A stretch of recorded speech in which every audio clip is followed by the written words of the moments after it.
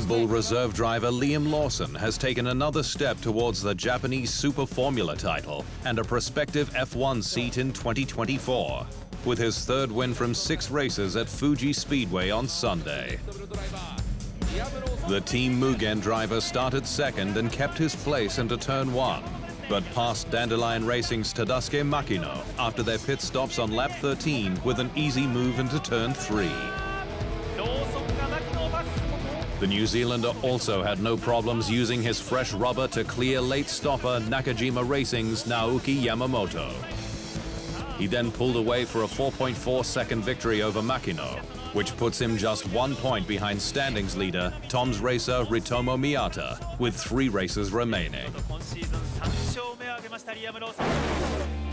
F1's power brokers are set to meet at the Belgian Grand Prix to discuss a new Grand Slam award from 2024 for any driver that secures both pole positions and wins at one of the 6 sprint weekends scheduled. It's understood that it will be a trophy or another award, not extra points. Red Bull has delivered credibility to Madrid's plans to host a Grand Prix after the streets of the Spanish capital were shut down last weekend for a Saturday night show run from Latin star Sergio Perez. Checo drove the brand's 2011 and 2012 championship-winning cars, the RB7 and RB8, on a makeshift street course in front of 85,000 people, with lots of time for donuts in front of the famous Cibeles fountain. Rival Barcelona has hosted the Spanish Grand Prix since 1991, with the last race near Madrid hosted at Jarama 10 years earlier. But while Catalunya is signed on until at least 2026, Madrid is confident that it can steal the event and hold it in the area surrounding the IFEMA Conference and Convention Center, where F1's exhibition is being held as the opening destination of a world tour.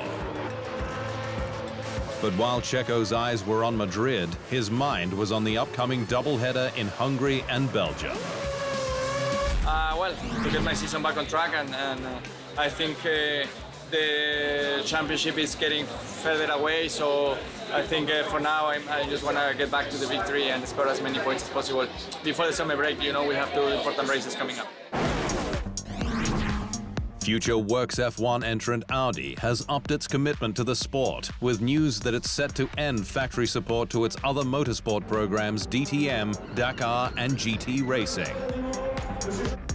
Audi is joining F1 from 2026, but recently made changes to its customer racing program, with total commitment required for the brand to establish itself at the pinnacle of motorsport. The recent changes were championed by outgoing Audi CEO Markus Duesmann, who has sought to ensure the F1 project's competitiveness.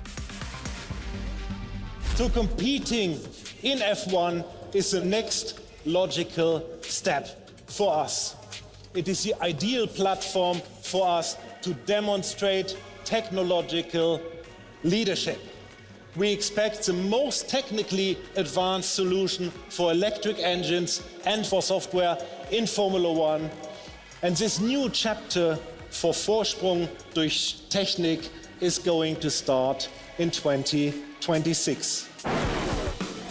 Mercedes technical chief James Allison says that the squad is keeping a close eye on McLaren's recent B-spec upgrades, given their striking effect on the MCL 60's lap times at the British Grand Prix.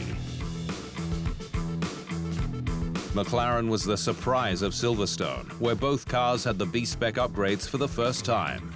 Lando Norris started and finished second, but led the first 5 laps, while Oscar Piastri missed out on a maiden podium and finished 4th as he pitted before the safety car.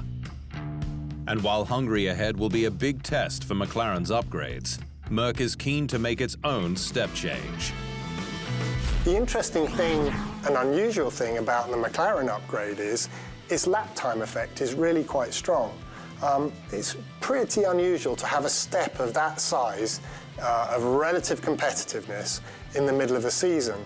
And, you know, chapeau to them. They've done a really good piece of work there. French marque Alpine is set for more management change, with its Viry-Châtillon engine boss Bruno Famin promoted to lead the brand's racing efforts, including F1 and endurance programs. Alpine CEO Laurent Rossi has been stretched across both road car and racing divisions, working 7 days a week since he joined in 2021, with Famin's promotion part of a new set of functional hubs, which it's hoped will simplify and reinforce the brand's inner workings. Team principal Ottmar Safnauer will now report to Famin, not Rossi. Red Bull's Christian Horner says Ford is bringing more than just sponsorship and a badge for its powertrains, with the Brit stating that the Blue Oval is providing valuable insight into electrification and cell technology. Ford will join Red Bull from 2026 as a strategic and technical partner until at least 2030, as part of its sustainability and hybrid goals, and is keen to also flex its muscles on power unit control software and analytics. Ford has said from the outset that its Red Bull partnership was a natural fit, with clear benefits on both sides.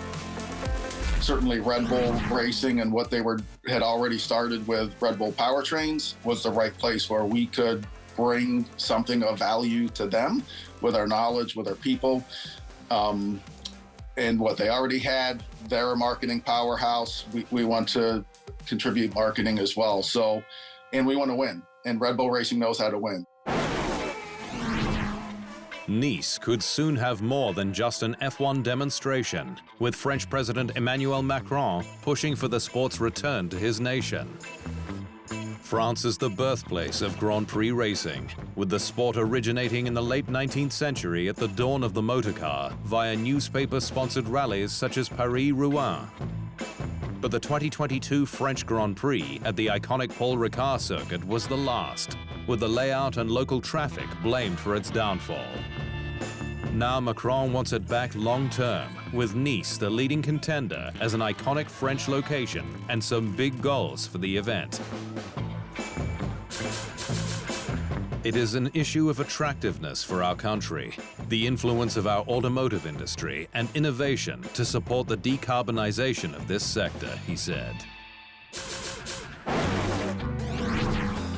Original Red Bull driver Christian Klien says that he expects the brand to stay in motorsport indefinitely, as racing is in its DNA. Questions on Red Bull's long-term commitment to F1 began to swirl after the death last year of co-founder Dietrich Mateschitz. But Klien, in a chat with the sport's official podcast Beyond the Grid, says its involvement at the pinnacle of motorsport is a no-brainer. I think it's kind of in the DNA of Red Bull in the meantime. I mean, it's still probably one of the best marketing tools you can get, and Red Bull in the end is a marketing company. And I mean, Red Bull Racing is doing so well. I can't see that's changing. Klien raced F1 across 49 starts from 2004 to 2010 with Jaguar and Red Bull. But while he closed out his career with now defunct squad HRT, the Austrian revealed there were plans to race for BMW Sauber. I had actually, for 2010, I had a contract for a race seat. So that never happened, of course, because they pulled out in, what was it, August, summer break of 2009.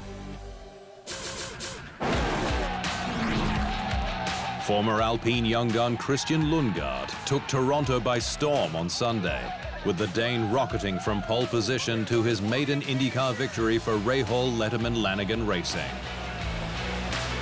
The Dane impressed at his 28th start and got away well to lead the pack into turn 1, despite a huge multi-car pileup at the rear.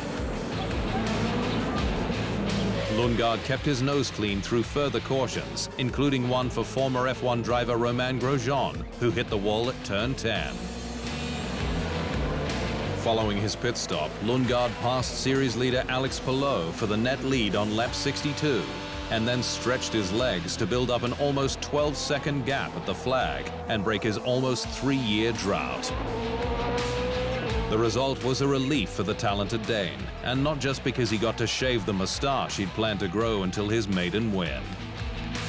I'm pretty drained from energy right now. No, The Javier Vivid car has just been fast all weekend, and I said it before the race, we had a car that was fast enough to win.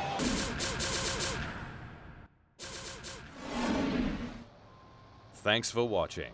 To stay up to speed on all things Formula One, make sure you hit the subscribe button.